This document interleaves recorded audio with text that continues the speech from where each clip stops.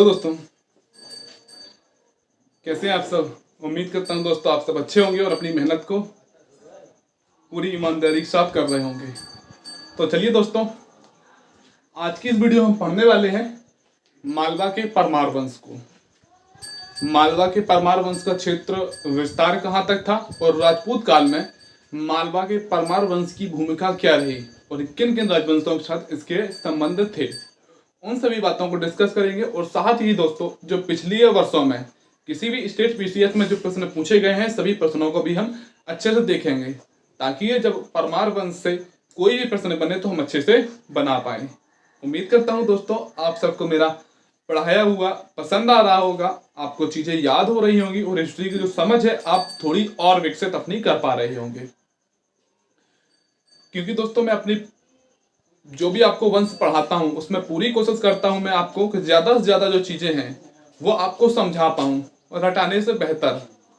क्योंकि रट सकते हैं तो आप बुकों की सहायता से भी रट सकते हैं, लेकिन दोस्तों जो मैप के जरिए हो सकता है, जो संबंध एक दूसरे के राजवंशों से कहते थे, उन सभी राजवंशों को मैं पूरी कोशिश करता हूँ अच्छे से बताऊं, जो इनडायरेक्टली स्थापत्य कला से, कला एवं संस्कृति से उस राजवंश की प्रश्न बनते हैं, उसको भी आप आराम से बना पाए।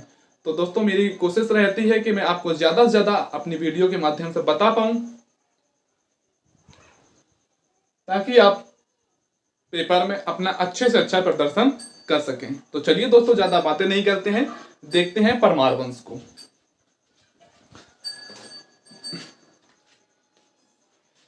मालवा का परमार वंश, राजपूत काल जो कि हमने दोस्तों देखा था 800 से 1200 ईस्वी के बीच रहा है राजपूत काल। और राजपूत काल में हम दोस्तों विभिन्न राजवंशों को पढ़ रहे हैं, भारत के जो उत्तर भारत के क्षेत्रों में अवस्थित थे।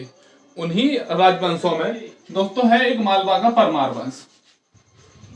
परमार वंश जो कि मालवा वाले क्षेत्रों में अवस्थित था। सबसे पहले दोस्तों इसकी लोकेशंस को हम देख लेते हैं। आपको यहाँ पे मैप भी दिखाई दे रहा होगा।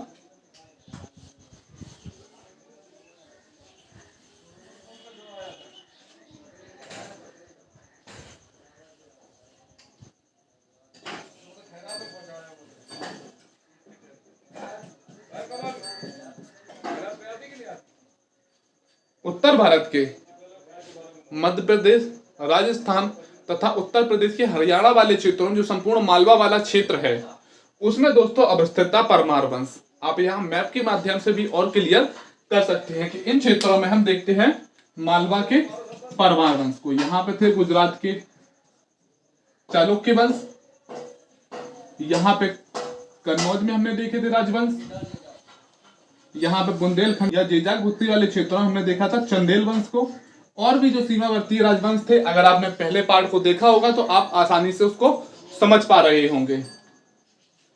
मालवा के परमार वंश के संस्थापक थे दोस्तों उपेंद्र या, जिन्हें कहते हैं कृष्णराज। आपको पेपर में कोई भी ऑप्शन आपको देखने को मिल सकता है, उपेंद्र भी दे सकता है और आपको कृष्णराज भी दे सकता है। तो मालवा के जो परमार वंश था उसके संस्थापक कौन थे? वो थे उपेंद्र या कृष्णराज, संस्थापक थे। इन्होंने जो राजधानी बनाया था परमार वंश की, वह बनाया था धारा को। धारा जो कि उस समय एक प्रमुख नगरी हुआ करती थी परमार वंश में, इसलिए इसे धारा नगरी कहा जाता था। इससे पहले परमार वंश की जो राजधानी थी वह थी दोस्तों उज्जैन। क्या थी दोस्तों? उज्जैन। इससे पहले के जो परमार वंश के शासक हैं वो, उनकी इतनी ज्यादा अभिलेखों में जानकारी प्राप्त नहीं होती है और ना ही उनसे प्रश्न पूछे जाते हैं। मालवा की जो परमार वंश की जो राजधानी है उज्जैन से धारा किसने बनाई? तो उपेंद्र या कृष्णराज ने बनाई। प्रारंभिक राजधानी उज्जैन थी तथा जो राजधानी दूसरी बनाई गई वो धारा नगरी को बनाई गई। संस्थापक कौन थे दोस्तों? उपेंद्र या कृष्णराज परमार वंश के संस्थापक थे। दूसरे शासक आते हैं दोस्तों हर्ष या सियक द्वितीय। हर्ष या सियक द्वितीय। अब हर्ष से दोस्तों आपको बहुत कम देगा, आपको ज्यादातर देगा सियक द्वितीय। सियक द्वितीय किस वंश के शासक थे? तो दोस्तों परमार वंश के शासक थे सियक द्वितीय। अब सियक द्वितीय वाले में दोस्तों है कुछ नहीं, बस दोस्तों इनके दो पुत्र थे। इन्हीं से प्रश्न पूछे जाते हैं। एक पुत्र का नाम था दोस्तों मुंज और एक पुत्र का नाम था दोस्तों सिंधुराज। अब सिंधुराज जो थे वह सियक के वास्तविक पुत्र थे। सिंधुराज सियक के वास्तविक पुत्र थे, लेकिन जो पुत्र मुंज थे वो उन्हें जो मुंज को जो सियक द्वितीय थे वह मुंज को उठा के लाए थे, यानी कि जे इनके वास्तविक पुत्र नहीं थे और मुंज से सियक का लगाव अधिक था, इसलिए यह अपनी शासन के अंतिम दिनों में मुंज को ही साम्राज्य का शासक नियुक्त करते हैं। किसको दोस्तों? मुंज को। मुंज के दोस्तों द्वारा प्रमुख उपाधियां धारण की गई थी तथा इनके दरबार में कुछ राज्य कवि भी थे। जैसे कि दोस्तों मुंज के द्वारा जो उपाधियां धारण की गई थी वह धारी गई श्री वल्लभ की, पृथ्वी वल्लभ की और अमोघ वर्ष की। इससे पहले भी आप दोस्तों प्राचीन भारत में इन उपाधियों को पढ़ चुके होंगे। एक व्यक्ति की एक से अधिक उपाधियां हो सकती हैं और एक उपाधि एक से अधिक शासकों की हो सकती है। ठीक है दोस्तों, तो मुंज के द्वारा श्री वल्लभ, पृथ्वी वल्लभ और अमोघ वर्ष की जो उपाधियां धारण की गई थी, कौन सी दोस्तों? श्री वल्लभ, पृथ्वी वल्लभ और अमोघ वर्ष की उपाधि किसके द्वारा धारण की गई थी?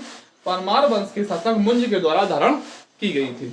अब दोस्तों इनको साहित्य से अधिक लगाव था और इनके दरबार में प्रमुख विद्वान रहते थे, जो कि पीसीएस वगैरह में कई बार प्रश्न इस तरीके से पूछा जाता है कि मुंज के दरबार में इनमें से कौन विद्वान नहीं रहते थे। तो जैसे कि इनके दरबार में जो विद्वान रहते थे, नव शशांक चरित्र के लेखक पद्मगुप्त, याद रखेंगे दोस्तों, बहुत ही महत्वपूर्ण पुस्तकें हैं दो और इनके लेखक है जो कि किसके दोनों मुंज के दरबार में रहते थे। किसके? मुंज के दरबार में। पद्मगुप्त जिनके द्वारा नव शशांक चरित्र लिखी गई है, दूसरे है विद्वान जिनका नाम है धनंजय, जिनके द्वारा 10 रूपक लिखी गई है। धनंजय के द्वारा 10 रूपक लिखी गई है और पद्मगुप्त के द्वारा लिखी गई है, वह लिखी गई है नव शशांक चरित्र लिखी गई है। इसके अतिरिक्त दोस्तों जैसे कि धनिक हुए, हाला युद्ध हुए और अमित गति हुए। धनिक तो दोस्तों एसएससी वगैरह में कई बार पूछा जाता है कि धनिक विद्वान किसके राज्य कवि थे या किनके दरबार में थे। तो किनके दरबार में थे? तो दोस्तों मुंज के दरबार में थे धनिक, हाला युद्ध और अमित गति। फिर से दोस्तों एक बार देखते हैं हम, धनिक, हाला युद्ध और अमित गति, पद्मगुप्त और धनंजय, यह जो 5 कवि हैं वह किसके दरबार में थे? वह मुंज के दरबार में थे। मुंज कौन थे? परमार वंश के एक शासक थे।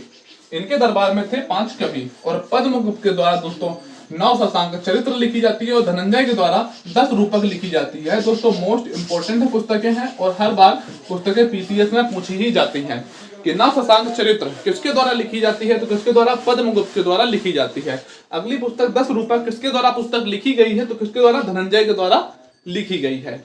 धनिक, हाला युद्ध और अमित गति ये किसके दरबार में थे? तो दोस्तों मुंज के दरबार में थे। इनके बारे में दोस्तों केवल 2 ही पॉइंट है। एक तो आपको 3 उपाधियां, श्री वल्लभ, पृथ्वी वल्लभ और अमोघ वर्ष, और इनके दरबार में 5 कवि। इनको आप दोस्तों याद रख लेंगे, इससे प्रश्न नहीं पूछा जाता है। अगले दोस्तों जो शासक बनते हैं वह बनते हैं सिंधुराज, क्योंकि दोस्तों मुंज के कोई पुत्र नहीं था, इसलिए सिंधुराज शासक बनते हैं। सिंधुराज दोस्तों सियक द्वितीय के वास्तविक पुत्र थे। इनके द्वारा 2 उपाधियां धारण की जाती है, कुमार नारायण की और शशांकड़ की। कौन सी दोस्तों? कुमार नारायण की और शशांकड़ की उपाधि धारण की जाती है। कुमार नारायण और शशांकड़ की उपाधि किसके द्वारा धारण की जाती है? तो सिंधुराज के द्वारा धारण की जाती है। इसके बाद में दोस्तों मूल राज्य के पुत्र चामुंड राय के द्वारा सिंधु राज पराजित कर दिया जाता है। इंपॉर्टेंट है दोस्तों, और एक बार पीसीएस में पूछा गया था कि सिंधु राज को किसने पराजित किया था? तो जो चामुंड राय ने पराजित किया था, जो कि मूल राज का पुत्र था। किसका पुत्र? मूल राज का पुत्र था चामुंड राय, जिसने सिंधु राज को पराजित किया था। इसके बाद में अगले जो शासक आते हैं वह आते हैं दोस्तों राजा भोज, जो कि परमार वंश के सबसे प्रमुख शासक है और इनसे दोस्तों अधिकतर कई बार प्रश्न पूछे जाते हैं। मैं यही कहता हूं कि अक्सर इससे प्रश्न अगर परमार वंश से पूछा जाता है तो राजा भोज से ही बनता है। तो राजा भोज दोस्तों योद्धा भी थे, विद्वान भी थे और साहित्य प्रेमी भी थे, क्योंकि दोस्तों आप इनसे देख सकते हैं राजा भोज जो कि 1000 से लेकर 1025 तक शासन करते हैं। जब दोस्तों महमूद गजनवी के उत्तर भारत में आक्रमण हो रहे थे, उसी टाइम पे जो मालवा के परमार वंश था उसके शासक कौन थे? राजा भोज थे। यह भी प्रश्न एक बार यूपीपीसीएस में पूछा गया था। राजा भोज को आप दोस्तों याद रखेंगे, कविराज राजा भोज। कैसे दोस्तों? इनकी उपाधि जो है मोस्ट इंपॉर्टेंट उपाधि और अक्सर पूछी जाती है, खासकर दोस्तों एमपीपीएससी एग्जाम में यह दोस्तों मैं कहता हूं कि हर 2 वर्ष के अंतर में यह उपाधि पूछी जाती है कि राजा भोज के द्वारा कौन सी उपाधि धारण की गई थी, तो कविराज की उपाधि धारण की गई थी। तो आप हमेशा जब पढ़ेंगे तो पढ़ेंगे कविराज राजा भोज, कविराज राजा भोज को आप ऐसे पढ़ेंगे ताकि आपको जो उपाधि है उसको आप भूलेंगे भी नहीं और जब भी पूछी जाएगी आप सही कर पाएंगे। कविराज की उपाधि थी राजा भोज की, जो कि 1000 से 1025 तक शासन करते हैं। अब दोस्तों यह दोस्तों मैंने जैसे बताया तो योद्धा भी थे, साहित्य प्रेमी भी थे। साहित्य प्रेमी में दोस्तों इनके द्वारा बहुत सी कृतियां लिखी गई हैं, इनके द्वारा बहुत सी कृतियां लिखी गई हैं जो कि मोस्ट इंपॉर्टेंट है और पूछा जाता है कि किस विषय से ये कृतियां संबंधित हैं। आपको याद रखना है कि ये कृतियां जो लिखी गई है राजा भोज के द्वारा लिखी गई है। दूसरा प्रश्न इस तरीके से पूछा जाता है कि यह जो कृतियां हैं किससे संबंधित है। तो दोस्तों एक है आयुर्वेद सर्वस्वा। कौन सी दोस्तों? आयुर्वेद सर्वस्वा, जो कि चिकित्सा शास्त्र से संबंधित है। यह दोस्तों प्रश्न एमपीपीसीएस में कई बार पूछा गया है। कौन सा दोस्तों? आयुर्वेद सर्वस्वा, जो चिकित्सा शास्त्र की एक पुस्तक है, किसके द्वारा लिखी गई है? किसके द्वारा लिखी गई? राजा भोज के द्वारा यह पुस्तक लिखी गई है। और दोस्तों दूसरी पुस्तक आती है, वह आती है युक्तिया कल्पतरु। यह भी दोस्तों मोस्ट इंपॉर्टेंट है, शायद यह यूपीपीसीएस में पूछी गई थी कि युक्तिया कल्पतरु के लेखक कौन है। तो युक्तिया कल्पतरु के लेखक राजा भोज हैं और यह किससे संबंधित है या इससे किसकी जानकारी प्राप्त होती है। तो युक्तिया कल्पतरु से दोस्तों वास्तुशास्त्र की और बहुत सारी वैज्ञानिक यंत्रों की हमें जानकारी इससे प्राप्त होती है। किसकी दोस्तों? एक वास्तुशास्त्र की और वैज्ञानिक यंत्रों की जो जानकारी प्राप्त होती है वह युक्तिया कल्पतरु से होती है। चिकित्सा शास्त्र की या चिकित्सा की जो जानकारी प्राप्त होती है वो आयुर्वेद। आप जैसे आयुर्वेद लिखा है तो आप समझ सकते हैं आयुर्वेद सर्वस्वा से चिकित्सा शास्त्र की भोज के द्वारा लिखी गई है, युक्तिया कल्पतरु से वास्तुशास्त्र की और वैज्ञानिक यंत्रों की जानकारी प्राप्त होती है। अगली दोस्तों है जो है सम्रांगण सूत्र। इंपॉर्टेंट है दोस्तों, और आप में से अगर 2-3 साल से अगर पीसीएस वगैरह की अच्छे से तैयारी कर रहे होंगे आप, तो यकीनन आपको ये सभी पुस्तकें याद होंगी। युक्तिया कल्पतरु किसके द्वारा? भोज के द्वारा लिखी गई है, वैज्ञानिक यंत्र है और वास्तुशास्त्र से संबंधित है। दूसरी दोस्तों जो आती है वह आती है सम्रांगण सूत्र, जो कि स्थापत्य शास्त्र या स्थापत्य कला से संबंधित है। कौन सी दोस्तों? सम्रांगण सूत्र। एक इनके द्वारा दूसरी लिखी गई जो है कंठाभरण सिद्धांत। कंठाभरण सिद्धांत किसके द्वारा लिखी गई है दोस्तों?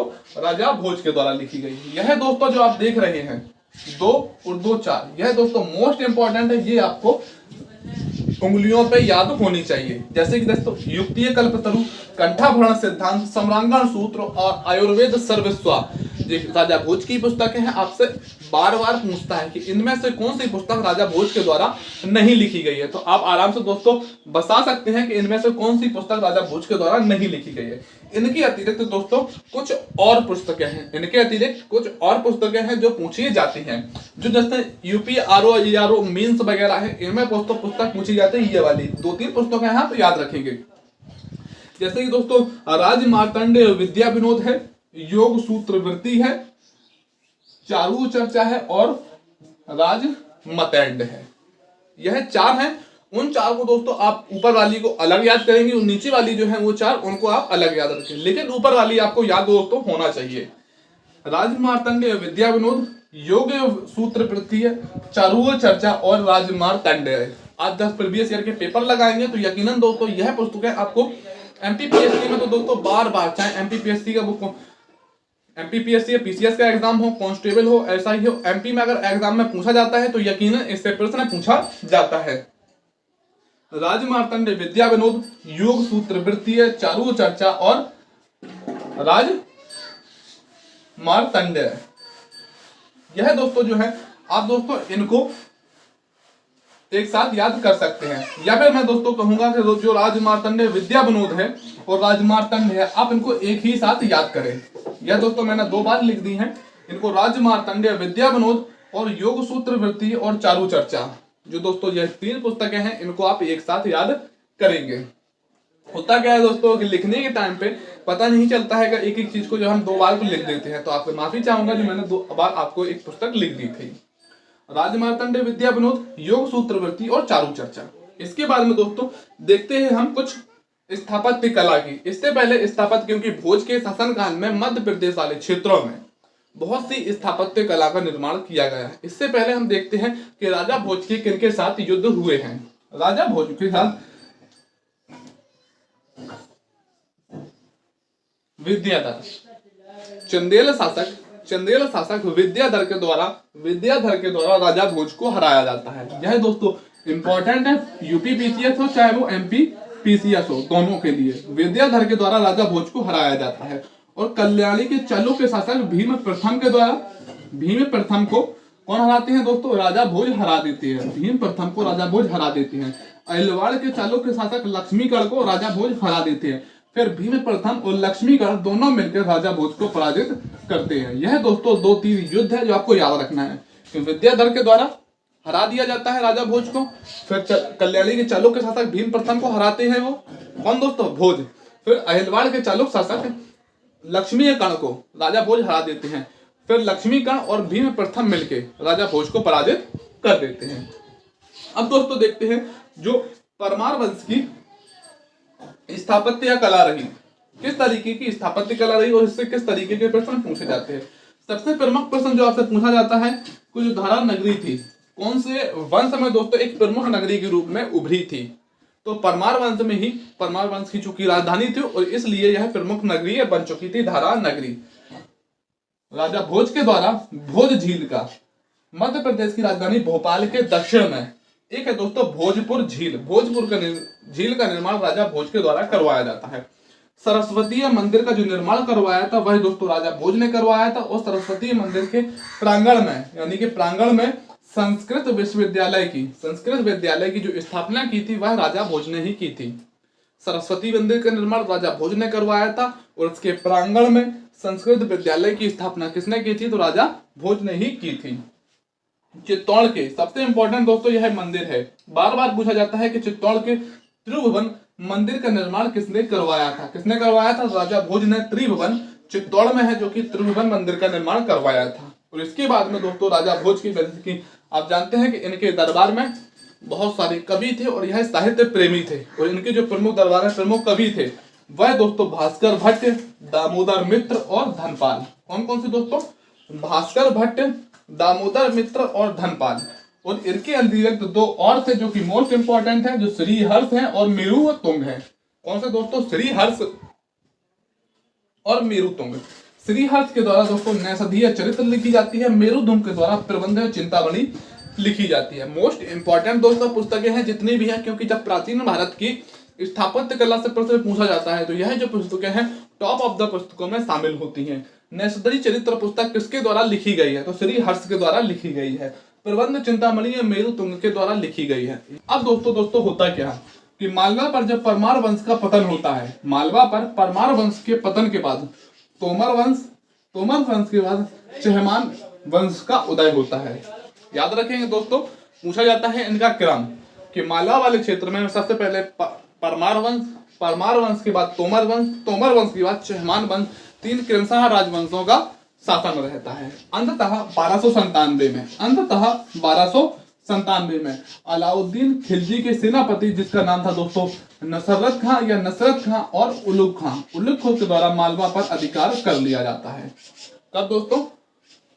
1297 तक। सबसे पहले परमार वंश, तोमर वंश, फिर चहमान वंश और अंततः 1297 में चौहान वंश के शासक 1297 में खिलजी वंश के संस्थापक अलाउद्दीन खिलजी के सेनापति थे जिनका नाम था दोस्तों एक नुसरत खां और एक का नाम था उलुग खां के 2 सेनापति थे। इनके द्वारा मालवा पर अधिकार कर लिया जाता है और इसी के साथ दोस्तों चौहान वंश का अंत हो जाता है और मालवा पर जो अधिकार हो जाता है वह किसका हो जाता है दोस्तों? खिलजी वंश का हो जाता है।